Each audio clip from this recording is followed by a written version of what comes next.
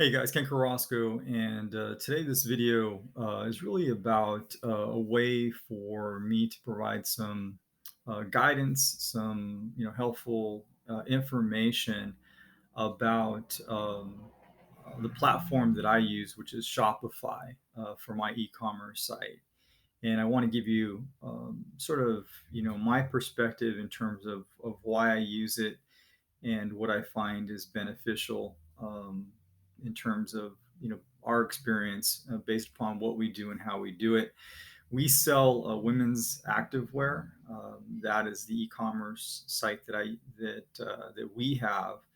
And prior to this, we had a WooCommerce platform combined with WordPress.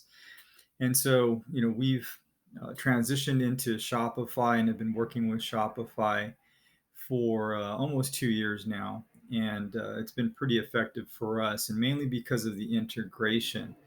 And so, for those of you who haven't tried Shopify, I would encourage you to do that in terms of if you're interested in pursuing an e-commerce opportunity in terms of a business. There are a number of things relative to the apps that can be integrated into your Shopify platform that will sort of help you along, and the integration is what really makes it easy. But today, generally, I just wanted to touch base with you about Shopify and some of the key areas in which I find are beneficial.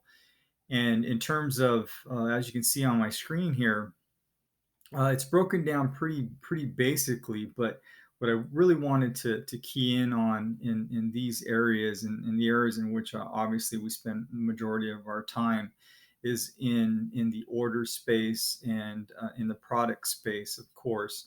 The key thing with those are very fundamental in terms of how you're ultimately following up with your customers and how you're introducing products into your store. But before that, I would say this: there's many themes that you can use for your store, and I would encourage you, especially if you're just starting out, is just to use some very standard free templates. I've been using Brooklyn for some time now, and it works effectively with what we need. So I wouldn't spend any more money than you absolutely have to with regards to establishing a store.